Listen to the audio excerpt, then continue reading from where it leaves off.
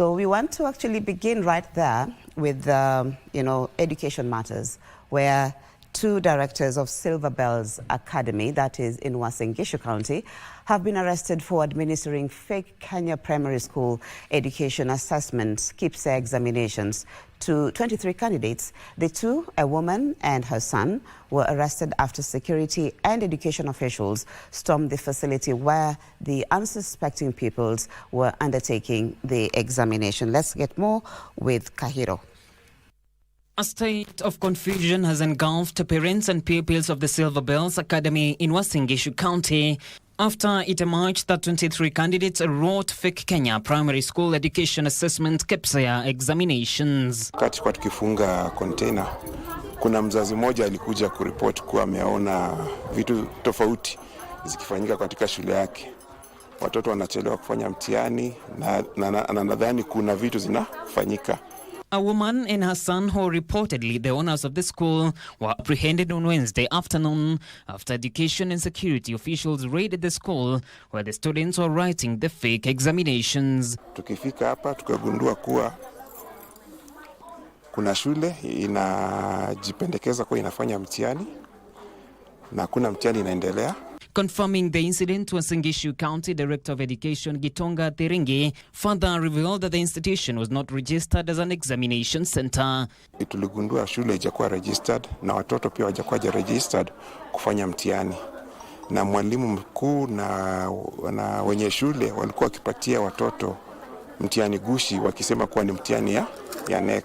Subsequently, Gitonga has ordered an immediate crackdown on schools in the region to eradicate masqueraders in the education sector. From now, we are going to ensure that this center is permanently closed as we do placement of other learners to our public schools. The fate of the 23 children now hangs in the balance as the authorities work to assess the implications of the incident on their academic journey. We are consulting with our NEC officers who are on the ground so that we can advise the parents accordingly. To matters health now, where the government has dropped the requirement for upfront payment for unemployed patients visiting hospitals under SHA. Medical Services Principal Secretary, that is Harambee Starlets, says the decision will allow for smoother implementation. A multi-sectoral committee comprising of national and county government officials has been set up to fast-track the process of addressing challenges in the implementation of the health fund. So far, 13.3 million Kenyans have registered on the platform, with 4.5 billion shillings released to cater for medical bills under the program. Kasichana Masha with the details. The Ministry of Health says implementation of the Social Health Insurance Fund is on course. The Ministry of Health says implementation of the Social Health Insurance Fund is on course, and they have put in place a multi-sectoral team comprising of health CECs, ministry officials and Nyumba Kumi officials to fast-track implementation and mobilize Kenyans to register on the platform. This team is also going to form what's called the technical committee within the counties that will include the ICT officers, the technicians from the service providers, and the officers from the Social Health Authority, where they will ensure that they will visit each and every facility and ensure that citizens are receiving services under the Social Health Authority. Principal Secretary for Medical Services Harambee Starlets, issuing an update on Wednesday, said the government has so far released funds to cater for medical bills of patients, and more funds will be released next week. We have released 4.5 billion last week, and the facilities can confirm that if they have received payments. This week we are releasing another 4.5 billion Kenya shillings, and that will make a total of 9 billion Kenya shillings that will be released for payment or debts that we owe these facilities. Additionally, Kimutai revealed the government had removed the requirement for upfront payment for those who registered under SHA and are unemployed until the ministry gets an insurance premium financing model. And once the insurance premium financing model is ready, then we'll urge them now to pay their premiums upfront based on the financing agreement they will enter with either the cooperative societies, the SACCOs, or some of the financial institutions who are coming in to support us in the rollout of SHA. Kimutai urged contracted facilities to comply with the authorities' regulations or risk termination of contracts. Contracted under SHA, they should be able to provide services under SHA, not demand upfront payment where the citizens who have registered under SHA and paid their premiums are denied services and told to pay upfront. That is where we are differing with those facilities. The government rolled out the new health financing model on 1st of October, in which those in employment contribute 2.75% of their gross pay to the kitty.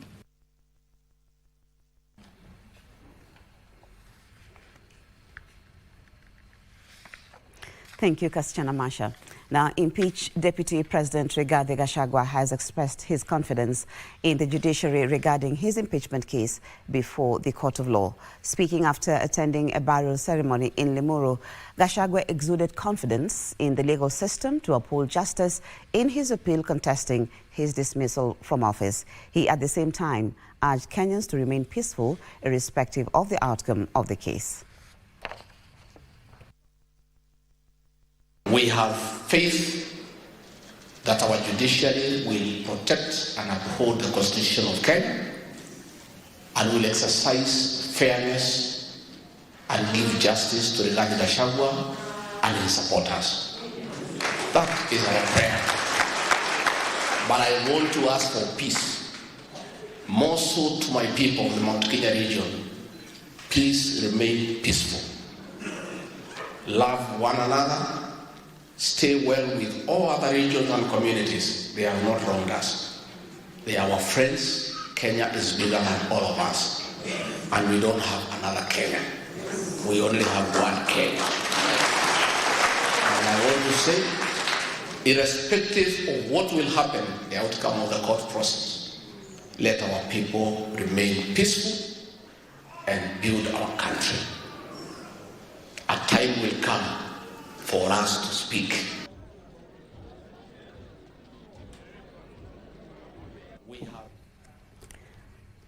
And a section of religious leaders in Kenya have faulted the alleged persecution of Jehovah Witness believers in Eritrea, terming it a violation of human rights. The group says profiling of people based on their religion in the continent should come to an end. The Jehovah Witness members in Kenya say several attempts to seek the release of their members currently serving time in Eritrea has fallen on deaf ears. They are now calling on relevant authorities to intervene. The government of Eritrea stripped Jehovah Witness of their civil and political rights in 1994 after their refusal to engage in voting and military service. Members of all ages have been arrested for participating in religious meetings. That our religious community continues to endure such egregious violations of their human rights.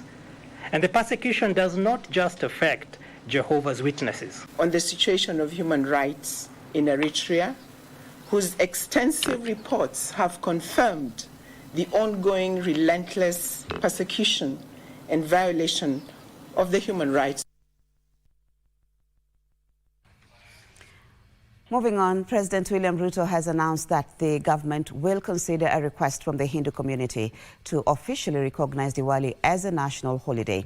Speaking at the first ever Diwali celebrations held at the State House, Nairobi, President Ruto committed to addressing their request through the appropriate channels ahead of next year's festivities.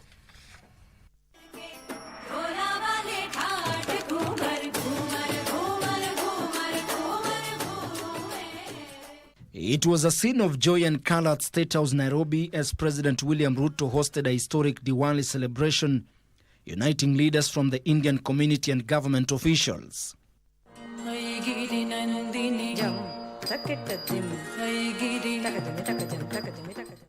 President Ruto says the moment to highlight the importance of inclusivity and cultural diversity in Kenya. Sab Kuch Tihi.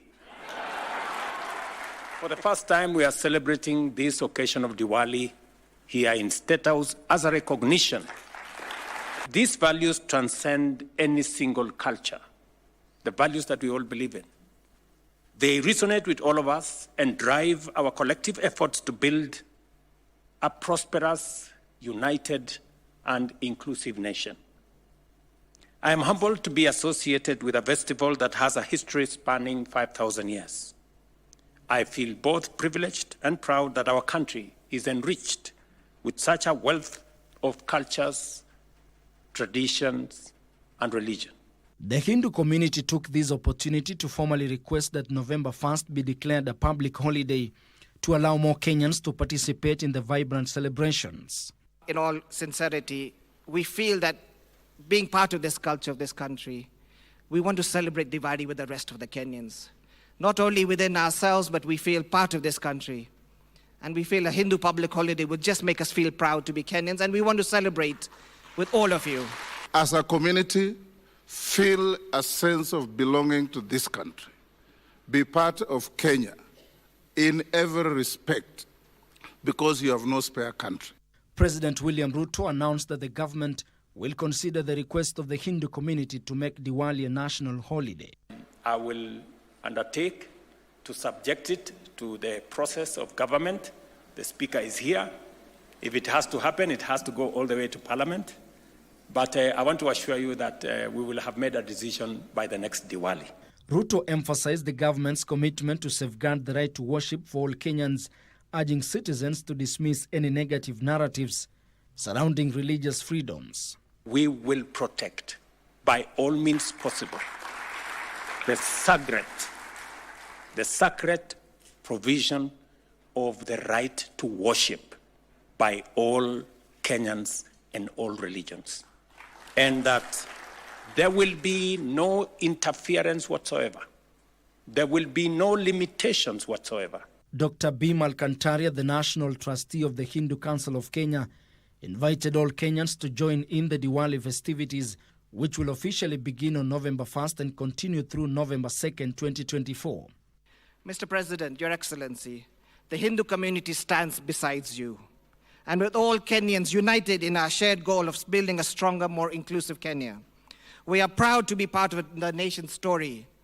And we look forward to continuing our story together towards the light, towards a path towards progress and prosperity. As Diwali, or the Festival of Lights, approaches, Hindu community across the world prepare to mark this significant holiday with joy, fireworks, and a renewed spirit of togetherness.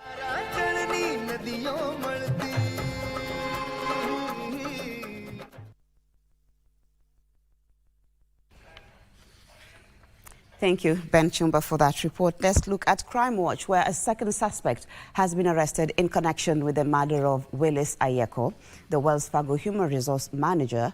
Police say the woman was arrested with her boyfriend, who is the main suspect in the murder case. The man, however, escaped with gunshot wounds, and police have urged hospitals in the area to alert them if they receive a person with gunshot wounds in their facility. Meanwhile, Victor Okoth Ouma has been remanded for 21 days pending investigations. He was arrested in Dandora in Nairobi and will be detained at the Railways Police Station in Kisumu following a court order. Ouma was allegedly caught with the late Ayeko's firearm. A woman who is the second suspect in the murder of Wells Fargo Human Resource Manager Willis Ayeko has been arrested in Siaya. The woman was arrested in company of her boyfriend. The man, who is said to be her boyfriend and the main suspect in the case, escaped with gunshot wounds following an exchange of fire in Wagai Game constituency. This comes as a 25-year-old Victor Okoth Ouma, one of the suspects in the murder, is remanded for 21 days to allow the police to complete investigations. This is after the prosecution convinced the court to deny him bail. Due to the nature of the offense and how it was committed, the deceased family, friends and community are angry, and they may harm the respondent if he is released. Meanwhile, in Narok County, police have arrested a murder suspect allegedly captured on CCTV footage in Narok town a few weeks ago. Leo tuna furaha ya kujulisha kukamatwa kwa mshukiwa mkuu wa mauaji ambayo yanafanyika hapa Narok. Narok County Police Commander Rico Ngare said the suspect, nicknamed as Lolunga, has been on the police radar for a month and is also linked to other murder cases. Wako wengi hawa Ololunga, wawili tayari wako jela. Huyu sasa tumemshika na bado kuna wakaribu 4. Wote wanajiita hili jina la utani Ololunga. In Kisumu County, security agents arrested 12 suspects and recovered 26 phones and 22 motorbikes suspected to be used by criminal elements posing as boda-boda operators. This comes as security officers beef up security in the region. Na naomba wananchi kama simu yako imeibiwa kuanzia mwezi wa 8, mwezi wa 9 na mwezi wa 10. Simu ziko Kondele mingi, ziko Kondele hapa Central, Kondele na Central. Siko mingi, simu mingi sana. Kuja tu identify yako, lete tu ile ka box ambayo iko na EMI na nini. Utaonyeshwa simu yako na wale watu ambao tumeshika nao tutakuwa na nguvu ya kuwapeleka kotini vizuri.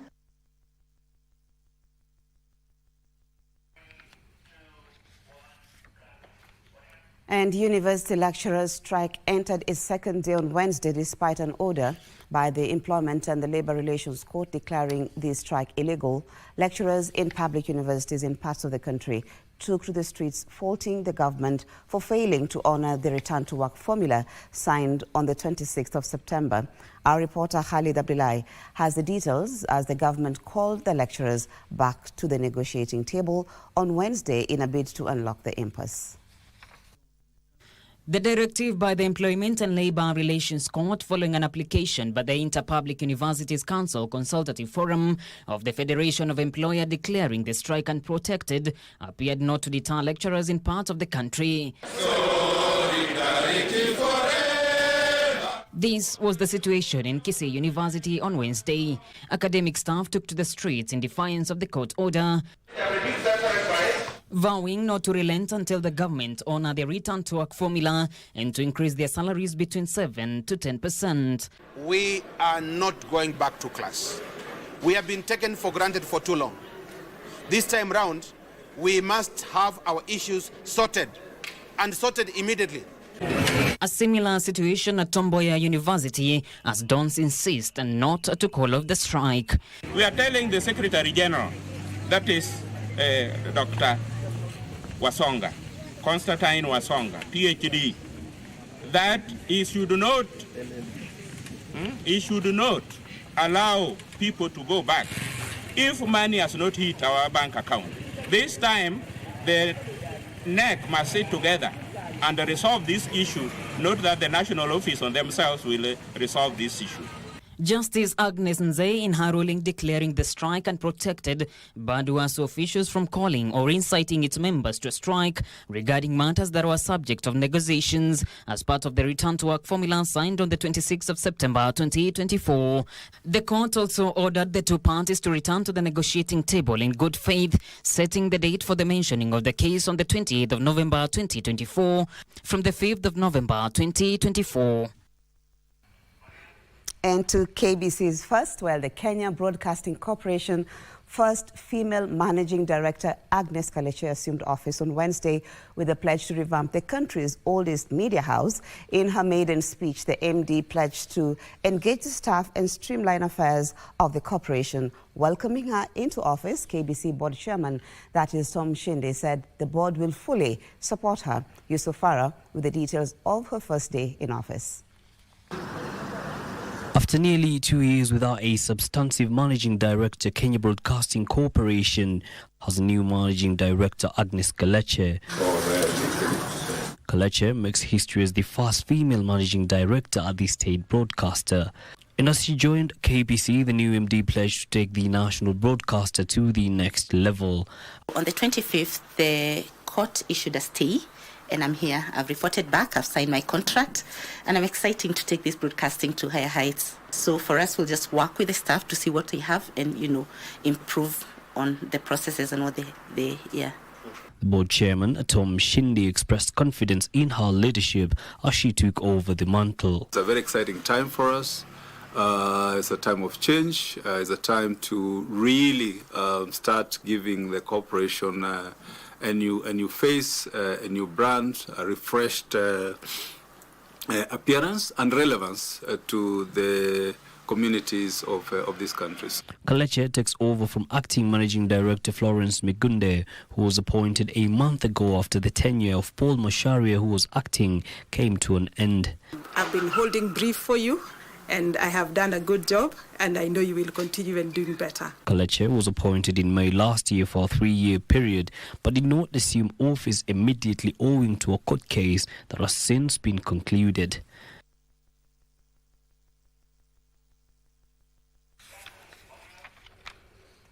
And it's congratulations to our new MD, that is Agnes Kaleche, and we say karibu sana. Let's look at business, where innovators should patent their prototypes before commercializing them to avoid being duped. Institutions of Engineers of Kenya Second Vice President, Engineer Christine Ogut, says this is the main hindrance to adoption of local technologies and that it also robs innovators of their livelihoods. Speaking at the ongoing IEK convention, Engineer Ogut challenged engineers to partner with learning institutions and set up incubation centers. Commercializing, we have no system that is in place whereby the young people can be able now to push the idea forward to commercialize the idea that they have. Investors would like to give support to these young people, and therefore they need to go out all the way and ensure that they actually are able to sell what they have come up with. But before they do that, they need to ensure that their product is properly patented and to ensure that nobody can steal their ideas. Kenya cannot be developed by foreigners. Kenya can only be developed by Kenyans. And unless we grow this database, we grow the training of our members, we make our training to an international standard. We shall not be able to get there. Cognition of our members is going to be enhanced once the Engineers Board of Kenya is able to accede to the Washington Accord. Engineers, just like doctors, do a lot of important work, and therefore they need to be recognized. And therefore this is something that will be followed up, just like the CS says. We are going to follow it up and ensure that it is done.